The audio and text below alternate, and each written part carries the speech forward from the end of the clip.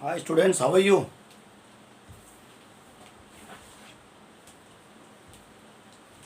Today's topic is very well BTA and topic subject is BTA and topic is a non-profit organization.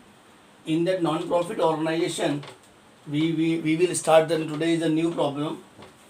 So basically आप सब लोग problem को अच्छे से solve करो.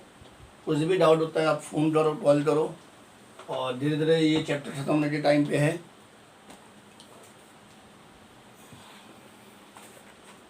Now today is page number 122, question number 13. Outstanding expenses and prepaid expenses both are given.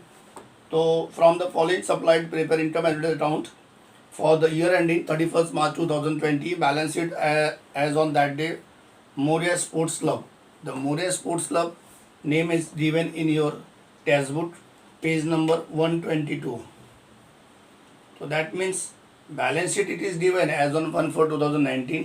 Then 64,500 also given, bank order also given, outstanding salary also given, machinery, outstanding subscription, all the information is given now.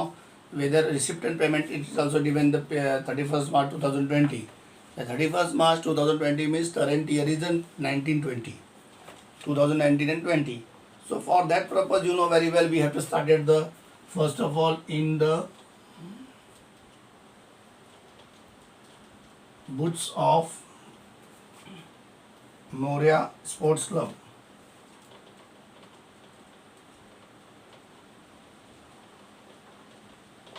Moria Sports Club, Thane.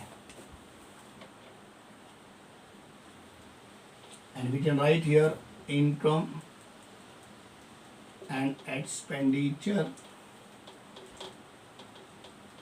account for the year ended 31st March 2020. So we can move it here with the two columns, and as you know this is a debit and credit. Here will come expenditure and here will come income. And then after we can start balance sheet.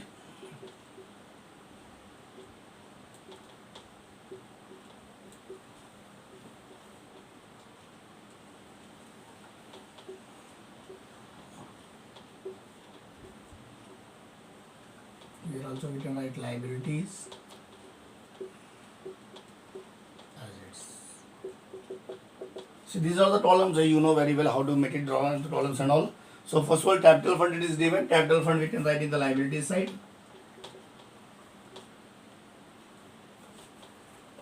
$64,500. And then after bank overdraft is 38,000 is given. We can write bank overdraft 38,000. See, we can give us some space here for the add and less. So it is better कि we can write as a bank OD. Wait for 2 minutes.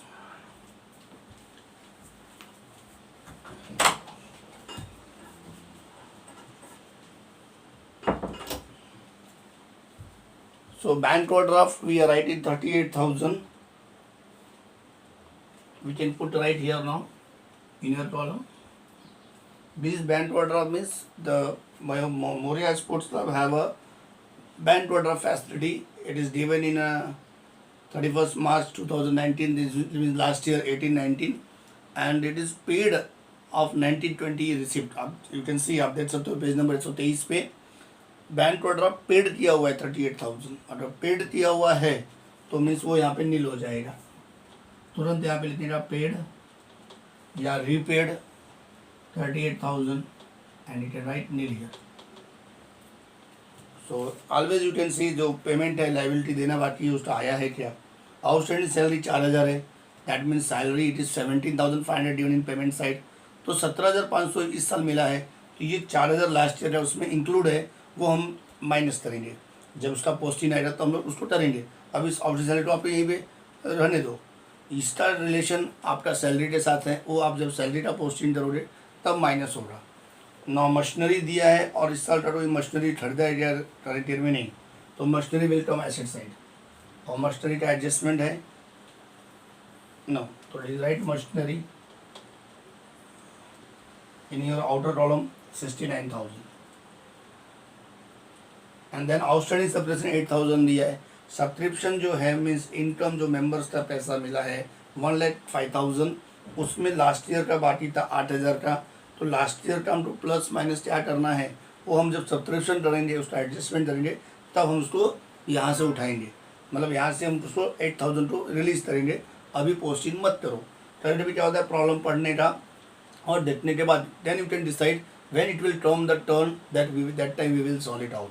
So subscription outstanding 8,000. It is related with the subscription item. When we are posting of the subscription, that time I can switch on to here and make it posting on when the turn will come. So you can keep as it is here only. तो now furniture 15,000 is given. Furniture आपका यहाँ पे 30,000 का है, यानी furniture last year जो लिया था वो 15,000 का था, और इस साल जो परचेज किया है इस साल परचेज किया है 30,000, वो हम लोगों ने यहाँ पे ऐड करके दे दिया, जस्ट पोस्ट करके रखो।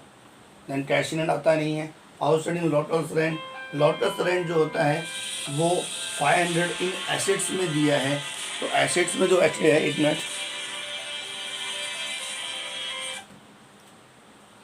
एसेट्स में जो लॉटस रेंट्स दिया हुआ है 500 रुपीज़, ये आपका आउटस्टैंडिंग है। लॉटस रेंट हमारे लिए यहाँ पे एडजस्टमेंट है क्या लॉटस रेंट के, यस आउटस्टैंडिंग 1920 का 400 है, 500 बाकी था यहाँ पे इस साल का चाहे, तो आउटस्टैंडिंग लॉटस रेंट का एडजस्टमेंट जब लॉटस रेंट आएगा तब मैं करूँगा। तो लॉटस रेंट जो है ये 500 यहाँ पे दिया जो लास्ट ईयर का बाकी है, और 1920 में आउटस्टैंडिंग भी बाकी है, यानी 5 लास्ट ईयर का भी बाकी है, इस साल का भी बाकी है, और लॉटस रेंट कितना है 1500। तो इस जब पोस्टिंग आएगा तो मैं आपको बताऊंगा कैसे करना है। तो ना सबसे पहले आ जाओ रिसिप्ट पेमेंट लाइबिलिटी साइड में। रिसिप्ट पेमेंट ने एक्चुअली यहाँ पे गलत दिया है, रिसिप्ट पेमेंट में 123 पेज पे यहाँ पे लाइबिलिटी एसेट वैसे है, यहाँ पे नहीं आएगा, यहाँ पे रिसिप्ट आएगा, यहाँ पे पेमेंट आएगा। रिसिप्ट का बाहर प्रोडक्ट आता नहीं है। सब्सक्रिप्शन 1,05,000 पेज नंबर 123 पे जो यहाँ पे लाइबिलिटी दिया हुआ है एक कट करो, यहाँ पे रिसिप्ट लिखो, एक कट करो, यहाँ पे आपका रिसिप्ट लिखो, ये पेमेंट सही है, यहाँ पे लाइबिलिटी नहीं आएगा, यहाँ पे रिसिप्ट आएगा, तो ये थोड़ा सा कट कर जब यहाँ पे बाद में लिख लेना।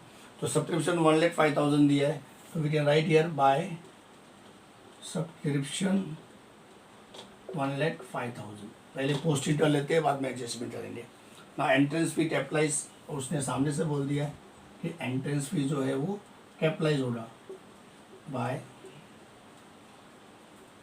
Entrance fees, and it is a capitalized means 9,300. Then lotus rent it is given 1,500, तो आप पहले यहाँ पे lotus rent लिख दीजिए।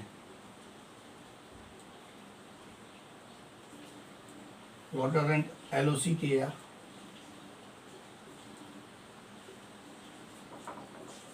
lotus rent it is given 1,500, आप यहाँ पे लिख दो। फिर डोनेशन कैपिटलाइज बोला है, तो थोड़ा सा मैं इसको रफ करता हूँ। यहाँ पे बाय डोनेशन कैपिटलाइज है, तो इनर कॉलम में आएगा 800।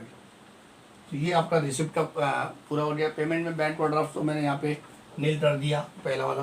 दूसरा सैलरी दिया है, तो आप यहाँ पे लिखो टू सैलरी 17,500। उसके बाद इंश्योरेंस प्रीमियम के बारे में दिया है, premium is 11,000, you can write 11,000 year. उसके बाद इंटरेस्ट दिया है 2-3 लाइन छोड़ के, interest is how much it is given 1,400, ये आउटर कॉलम में आ जाएगा। रिफ्रेशमेंट एक्सपेंसेस भी आपका यहीं पे आएगा, रिफ्रेशमेंट एक्सपेंसेस भी आपका आउटर कॉलम में आएगा 4,200। ये सब मुफ्त के फ्री के मार्क्स हैं, आपने डायरेक्ट आउटर कॉलम में लिख दिया, आपको मार्क्स मिल गया। तो ये सब पोस्टिंग के मार्क्स आपको लेना ही चाहिए। इन फर्नीचर मैंने आपको ऑलरेडी यहाँ पे ऐड किया ही है। Balance rate on cash in and cash advent आपका यहाँ पे आएगा, यहाँ पे आएगा मतलब एसेट्स में आएगा, cash in hand and cash at bank. Cash in and cash at bank will come 6,500 will be here और cash at bank 20,000 will be here. तो इस तरह से आपका एसेट्स, लायबिलिटी, एक्सपेंडिचर, इनकम सारे पोस्टिंग मैंने बता दिए। अब एडजस्टमेंट करते हैं। पहला, subscription received in include 3,000 2018 19 and outstanding subscription 19 20 was rupees 14,000। ये जो एडजस्टमेंट्स हैं ये बहुत ही इजी और अच्छे एडजस्टमेंट्स हैं जो आपको सॉल्व करने हैं। तो पहला तो सब्सक्रिप्शन दिया है 3,000 रुपया 18-19 का दिया है, तो 18-19 मतलब लास्ट ईयर का है। तो लास्ट ईयर का सब्सक्रिप्शन कितना बाकी था 8,000 और आया कितना है 3,000। तो जितना है उसको आपको उतने लिखना है minus outstanding subscription for last year कितना है 3,000। तो 1,05,000 में 3,000 रुपये माइनस हो जाएगा, तो इट विल कम 1,05,000 3,000 माइनस तो 1,02,000 आ जाएगा। और फिर plus outstanding subscription for current year. थोड़ा आपको दिखने में प्रॉब्लम होगा, मैं फिर से बोलता हूँ, माइनस करना है आउटस्टैंडिंग सब्सक्रिप्शन 1,05,000 में 3,000। बट आप बोल रहे सर बैलेंस शीट के एसेट में लास्ट ईयर में पेज नंबर 122 में 8,000 दिया है, no problem, 8,000 it is outstanding but still recovered 3,000 ही मिला, रिसीव्ड हुआ। तो बचा हुआ क्या हुआ 5,000, 8,000 में 3,000 मिला तो बचा 5,000, वो आपको यहाँ पे लिखना है आउटस्टैंडिंग एसेट्स में लिखना है, outstanding subscription for last year, यहाँ पे 5,000 आएगा। थोड़ा अपने को समझने के लिए आप यहाँ ब्रैकेट में 8,000, ब्रैकेट में इनर में तो नहीं लिख सकते हम लोग, बट कहीं पे भी आपको समझने के लिए मैं बता रहा हूँ 8,000 माइनस 5,000, बाद में इसको रफ कर देना। 8,000 में 3,000 चला गया, 5,000 आ जाएगा ऑफ द लास्ट ईयर का। और करेंट ईयर का जो है 19-20 का इस साल का बाकी है, तो इस साल का जो बाकी रहेगा plus current year how much it is given 14,000 यहाँ पे लिखा है। तो 1,02,000 में 1,06,000 हुआ, 1,06,000 1,16,000 हो जाएगा। और इसका दूसरा इफेक्ट वापस से इधर आएगा, outstanding subscription for current year 14,000। तो मैं दो इफेक्ट कैसे होता है ध्यान में रखना है। आउटस्टैंडिंग अपने लिए इनकम था इसलिए वो एसेट्स में आएगा, करंट ईयर का 14,000 और यहाँ पे 5,000, जो 8,000 लास्ट ईयर का बाकी था उसमें से 3,000 आया और बचा हुआ 5,000 यहाँ पे लिखा। अगर एग्जाम में दोनों दिया होता तो आपका दोनों लिख देते हम लोग। Next is outstanding subscription prepaid insurance premium के बारे में दिया है। तो 2020 का इस साल का 2,500 बाकी है और लास्ट ईयर का कितना बाकी है आपके पास इंश्योरेंस प्रीमियम 2,000। तो जो लास्ट ईयर का बाकी है तो आप यहाँ पे लिखोगे प्रीपेड फॉर लास्ट ईयर। तो लास्ट ईयर का प्रीपेड जो होता है वो प्लस हो जाता है, करंट ईयर का होता है तो माइनस होता है एडवांस। तो लास्ट ईयर का प्रीपेड माइनस हो जाएगा, सॉरी प्लस हो जाएगा। कितना पैसा यहाँ पे 2,000, वो 2,000 आप इसमें ऐड कर दो, तो जितना 11 तो कितना हो जाएगा 13,000। और करंट ईयर का जो प्रीपेड है, करंट ईयर का जो प्रीपेड है वो 2,500 है, वो आप इसमें ऐड कर दो, सॉरी लेस कर दो, करंट ईयर का माइनस होगा। तो prepaid for current year and current years will be minus at how much it will come, current year का जो माइनस करेंगे 2,500, 2,500 माइनस करेंगे तो 13 में से 2 गया 11 और 11 में से 500 गया तो 10,500, 10,500 गया 11 और 10 पर इसका इफेक्ट आएगा बैलेंस शीट के एसेट्स में। मैं यहाँ पे लिखता हूँ माइनस मिटा के, आपको उससे पहले तो लिखा ही होगा। तो यहाँ पे आएगा प्रीपेड इंश्योरेंस 2,500। तो ये दो इफेक्ट हो गए। डिप्रेशन फर्नीचर बोला था, फर्नीचर यहाँ पे दिया हुआ है ऑलरेडी 15 और 30। तो थोड़ा सा मैं इसको मिटाता हूँ, यहाँ पे रफ करता हूँ क्योंकि स्पेस की कमी है। अब यहाँ पे आप देख लो कि 15 और 30 कितना हो गया 45,000 और डिप्रेशिएशन कितना बोला 3,000। तो माइनस डिप्रेशिएशन 3,000 माइनस किया तो 42,000 आपका बाहर आएगा 45,000 में से। अब ये जो 3,000 आपने माइनस किया है, ये 3,000 का दूसरा इफेक्ट बैलेंस एक्सपेंडिचर में आएगा। To depreciation on furniture 3000। कौन सा आइटम कहाँ आएगा? अगर कुछ भी प्रॉब्लम होता है तो प्लीज़ आप मुझको 9323231792 पे फ़ोन करो। क्योंकि क्या होता है कि ब्लैकबोर्ड का साइज छोटा है, यूट्यूब में दिखता नहीं बराबर से, कुछ प्रॉब्लम होता है तो definitely you can ask me कि सर ये मुझे नहीं समझा। I will tell the your answer. Phone करते समय मुझे एक बार फ़ोन करो, मैं आपको बताऊँगा। वीडियो कॉलिंग से बात करनी है तो वीडियो कॉलिंग भी करो, सामने बुक रखो, पर वीडियो कॉलिंग करते समय आप प्रॉपर मुझे एक टाइम दो कि सर इतने बजे मैं फ़ोन करने वाला हूँ, तो उसके बाद मैं रेडी होकर आपको वीडियो कॉलिंग में भी बता सकता हूँ, कुछ प्रॉब्लम नहीं है। अब लॉटर एंड लास्ट एडजस्टमेंट है। लॉटर एंड आउटस्टैंडिंग 1920 दिया है, तो लॉटर एंड आपने कहाँ पे लिखा है? यहाँ पे लिखा है। तो अभी लॉटर एंड तो सिंपल सी बात है कि वो 400 रुपये 1920 का है और 1819 का 500 है, दो आउटस्टैंडिंग बाकी है। तो जो लॉटर एंड का पैसा पहले आया 1500, उसमें लास्ट ईयर का माइनस हो जाएगा, माइनस आउटस्टैंडिंग। अब आउटस्टैंडिंग क्यों लिखा है यहाँ पे? क्योंकि आउटस्टैंडिंग लॉटर एंड का वर्ड दिया है पेज नंबर 122 पे, और वो बाकी था, तो आउटस्टैंडिंग तो हमेशा प्लस होता है और वो लास्ट ईयर का इसलिए माइनस होगा। आउटस्टैंडिंग लॉटर रेंट फॉर लास्ट ईयर, तो लास्ट ईयर कितना दिया है? 500, तो 500 माइनस हो जाएगा, तो बचा कितना? 1000। और करेंट ईयर का इस साल का आउटस्टैंडिंग बाकी है लॉटर रेंट, तो प्लस होगा, तो लॉटर रेंट जब प्लस होगा तो कितना हो जाएगा? 400, कितना हो जाएगा? 1400। और इसका दूसरा इफेक्ट जो है बैलेंस शीट के कहाँ पे आएगा? एसेट्स में आएगा। यानी ये जो 400 रुपया जो एडजस्टमेंट है लास्ट वाला, वो बैलेंस शीट के एसेट्स में आएगा।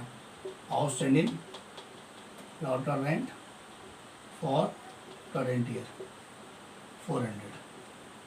तो इस तरह से आपको मैंने सारे एडजस्टमेंट बता दिए।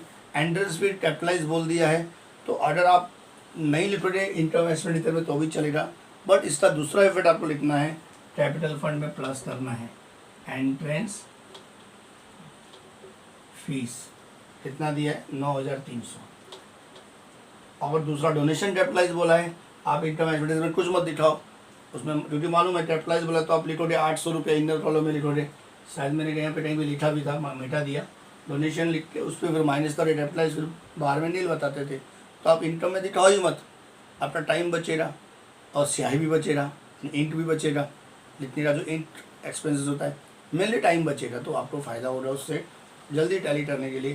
तो आप इनकम में दिखाओ ही मत, पर उसका दूसरा इफेक्ट आप दिखाओ बैलेंस शीट के लाइबिलिटी में, कैपिटल फंड में जाके वहाँ पे ऐड कर दो। That means how much it will come? 800 plus donation. अब ये तीनों capital fund, entrance fee, donation add करके इनर कॉलम में लिखने के बाद फिर इनकम एक्सपेंडिचर में जो सरप्लस डिफिसिट आएगा, सरप्लस आएगा तो ऐड करना, डिफिसिट आए तो माइनस करना, फिर आप आउटर कॉलम में लिखो, फिर दोनों साइड टोटल करो, आपका बैलेंस शीट लायबिलिटी टैली होगा। अब प्लीज़ बी केयरफुली, ध्यान से पोस्टिंग करो, ध्यान से प्लस माइनस करो, ध्यान से देखो, तो आपका प्रॉब्लम टैली होगा। क्योंकि अभी ये 13th प्रॉब्लम कंप्लीट हुआ है, 14th लास्ट एक प्रॉब्लम मेरा है, तो नेक्स्ट लेक्चर में मैं ट्राई करता हूँ खत्म करने, इसके बाद अपना ये चैप्टर ख़त्म हो जाएगा। तो जो भी होमवर्क है अटेंडेंस के लिए आप लोग लिखो, 11th का रोल नंबर लिखो और वहाँ पे अपना नाम लिखो और अपना इमेजेस भेजो अटेंडेंस के लिए। नहीं तो मेरे पास जो इमेजेस आ रहे हैं उतने ही मेरे पास क्या रहेंगे? अटेंडेंस रहेंगे। इसके लिए be careful and start study and do very important chapter of this NPO, compulsory chapter है और ये आना ही आना एग्ज़ाम में है, इसका कोई ऑप्शन नहीं है। इसके लिए इसको अच्छे से पढ़ाई करो, क्योंकि अभी एक प्रॉब्लम बचा है, फिर अपना ये पोर्शन खत्म हो जाएगा। We can start for the new chapter. So wish you all the best, stay at home and last आपका जो भी एडमिशन का 12वीं का 11वीं का जो भी फीस बाकी है वो आप कॉलेज में भरो, ऑनलाइन भरो, कॉलेज जाना नहीं है। कुछ भी प्रॉब्लम होता है तो आपको मैंने जो लिंक भेजा है, जो मैंने आपको मैसेज भेजा है, नोटिस भेजा है, उसमें मनोज परब सर का नंबर है, आप उनको कॉल करके अपने प्रॉब्लम सॉल्व करो। और कुछ भी प्रॉब्लम है तो आप मुझे फ़ोन करो स्टडी के लिए, एडमिशन के लिए और ये सारी चीज़ें के लिए। Is the clear? All the best, thank you very much.